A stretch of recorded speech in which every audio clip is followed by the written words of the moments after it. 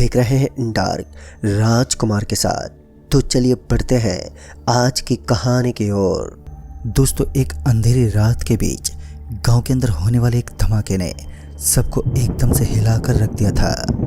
किसी को समझ ही नहीं आया कि कुछ पल में ही किसी हादसे ने गांव से मुलाकात की है। सब कुछ एकदम नॉर्मल चल रहा था, सन्नाटा तो अपनी जगह पर मौजूद था, लेकिन इस धमाके ने पूरे गांव को एकदम से हिलाकर रख दिया।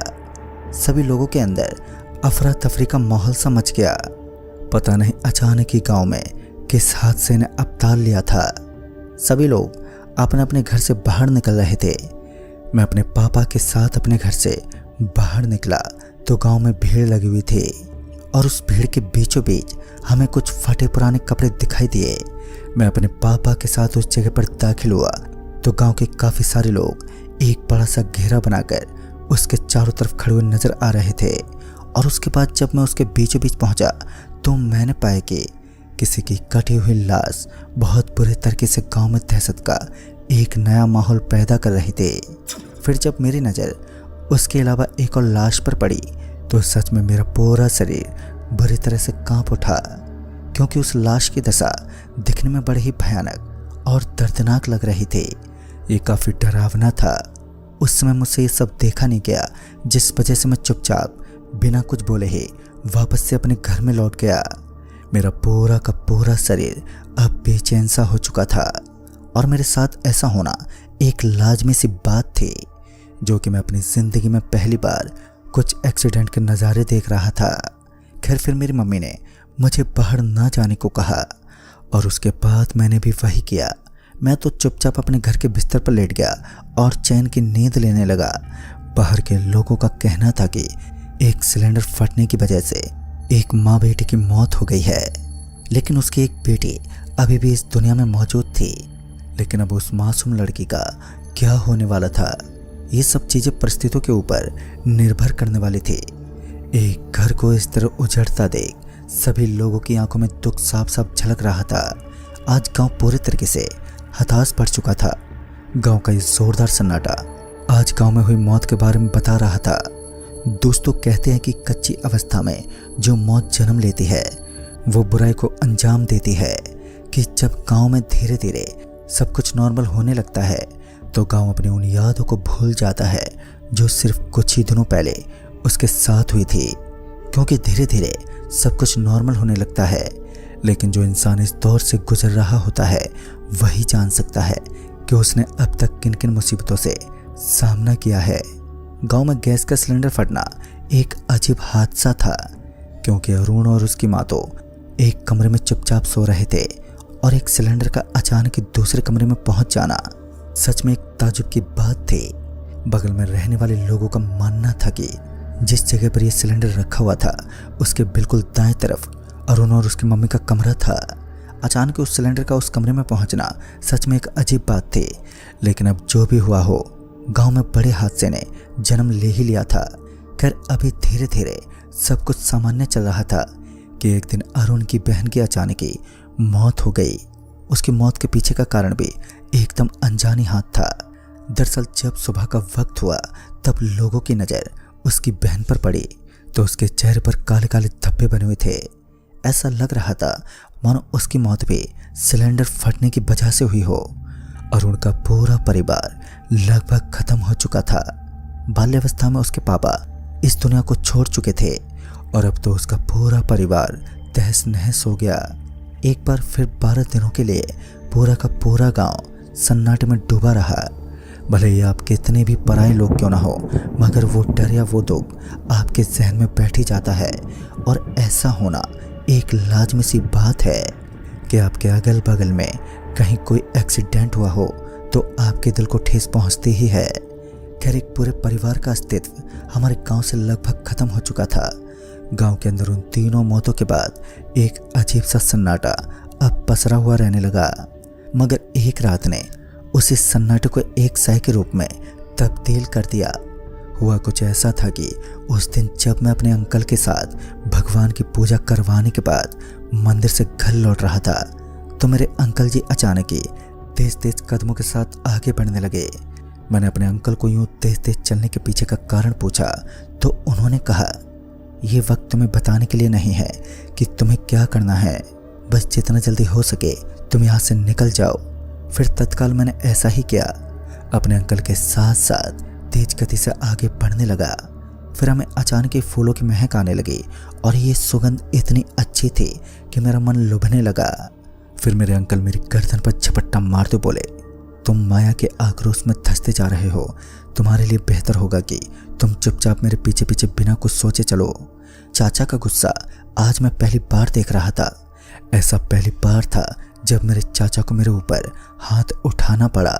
हालांकि चाचा से मुझे भी चिढ़ हो रही थी, मगर बिना कुछ जाने किसी गलती को ठहराना भी ठीक नहीं था, जिस वजह से मैंने उस समय चाचा को कुछ नहीं कहा और चुपचाप घर की तरफ निकल पड़े। आज शनिवार का दिन था। बाकी दिनों के मुकाबले आज अंधेरा कुछ ज़्यादा ही था और सन्नाटा भी भय को उसकी चरम सीमा पर पहुंचाने का काम कर रहा था। और अब हमारे घर की दूरी भी इस स्थान से बस थोड़ी दूरी पर थी कि मुझे एक पेड़ के नीचे 3 जने खड़े दिखाई दिए और ताजुब तो इस बात की थी कि वो एक जगह पर स्थिर खड़े थे। उन्हें देखकर तो ऐसा फील हो रहा था मानो वो किसी के हाथों द्वारा बनाई गई मूर्तियां हैं। जब मैं उनके ओर बढ़ने लगा तो मेरे चाचा मुझे अपने गुस्से भरी नज़रों से अब देखने लगे थे और तब मैं समझ चुका था कि मुझे कोई भी गलत कदम उठाना नहीं है, उल्टा मेरे चाचा के साथ इस रास्ते को जल्द से जल्द काटना है। मैं बार बार उसी पेड़ की तरफ देखता रहा जहाँ पर मुझे वो 3 अजीब से दिखने वाले शख्स दिखाई पड़ रहे थे। मैं सही सलामत घर तो पहुँच गया, मगर थोड़ी ही देर में मेरा पूरा बदन जोरों से दर्द करने लगा। ऐसा महसूस हो रहा था कि कोई मेरे शरीर को जोरों की मार से आघात पहुंचाने की कोशिश कर रहा हो। मैं एकदम टूट सा चुका था और अब मुझे ऐसा लग रहा था मानो मेरे बदन में कोई सुई चुभा रहा हो। उस रात में आराम से सोने लगा, लेकिन जब मैं कुछ दवाई लेकर बिस्तर पर लेटा तो मुझे काफ़ी हद तक राहत मिली। रात के 11:30 बजने को चले थे और मुझे किसी खिड़की के खटखट की आवाज़ सुनाई देने लगी। आवाज़ वो भी इतने रात को। यही सब सोचते हुए मैं अपने घर से बाहर निकल गया। घर के बाहर तो मुझे कोई भी दिखाई नहीं दिया, लेकिन जब मैंने अपनी नज़रों को चारों तरफ घुमाया तो मैंने देखा कि मुझे गांव की मेन लाइट के पास कोई टहलता हुआ दिखाई दिया। उस समय मेरे अंदर इतनी हिम्मत नहीं थी कि मैं उस शख्स के करीब पहुंच सकूं, पर फिर भी मैं कोशिश कर रहा था कि मैं उसके बदन के साथ उसका चेहरा ठीक से देख सकूं। हालांकि वो मुझसे करीब 50 मीटर की दूरी पर खड़ा था। जब मुझे लगा कि इस घनघोर रात में घर से बाहर निकलना उचित नहीं है, तो फिर मैं अपने कदम पटकते हुए वापस घर की तरफ रवाना हुआ। लेकिन तभी मुझे अपने पीछे की ओर से एक आवाज़ आई और उस आवाज़ को सुनकर मुझे तो ऐसा ही लग रहा था कि मानो मेरे पापा इस वक्त मेरे पीछे खड़े होकर मुझे आवाज़ दे रहे हैं। और जब मैं अपने पीछे मुड़ा तो मैंने देखा कि सच में मेरे पापा उस लाइट के पास खड़े होकर मुझे अपनी तरफ आने का इशारा कर रहे थे। फिर मैं बिना कुछ सोचे समझे अपने पापा की तरफ चल दिया और जब मैं अपने पापा के पास पहुंचा तो उन्होंने मुझे उस पेड़ के पीछे देखने को कहा जिसके नीचे इस वक्त वो मौजूद थे। और बाद में जब मैं उस पेड़ के पीछे पहुंचा तो मेरी आंखें फटी की फटी रह गईं। मेरी आंखों में डर के साथ साथ अपनी मौत का एक छोटा सा दृश्य नजर आने लगा। गांव के काफ़ी सारे जाने पहचाने लोग उस पेड़ के नीचे काली मिट्टी से भरे हुए थे और उन सभी की मौत हो चुकी थी। ये दृश्य मेरे लिए कतई आसान नहीं था। ये एक ऐसा मंजर था जिसे अपनी ज़िंदगी में फेल करना भी मेरे लिए एक बेहद भयानक सपना था। और अब तो मैं अपनी आंखों के सामने एक ऐसा दृश्य देख रहा था जो हकीकत के साथ साथ खौफनाक दास्तां का दूसरा रूप था। फिर मैं अपने कदम पीछे हटाने लगा, लेकिन कोई फ़ायदा नहीं था क्योंकि वो काले काले दिखने वाले गांव के सारे लोग जिंदा लाश के रूप में तब्दील हो चुके थे। वो अचानक ही अपनी जगह से उठने लगे और उनके बढ़ते हुए कदम कहीं ना कहीं मुझे अपनी मौत का एक द्वार दिखा रहे थे। शायद अब मैं मरने वाला था क्योंकि मेरी ज़िंदगी जीने की सारी उम्मीदें लगभग ख़त्म हो चुकी थी और मैं ज़ोर ज़ोर से चिल्लाने लगा। लेकिन फिर मुझे एक औरत नज़र आई जिसका धड़ तो था मगर सर नहीं था और उस औरत को अपने सामने खड़ा देखकर मुझे एक आवाज़ आने लगी कि तुम सभी की यही दशा होगी, तुम लोग बहुत बुरे हो, तुम मुसीबत के समय किसी की मदद नहीं कर सकते। और ये आवाज़ मुझे जानी पहचानी लग रही थी।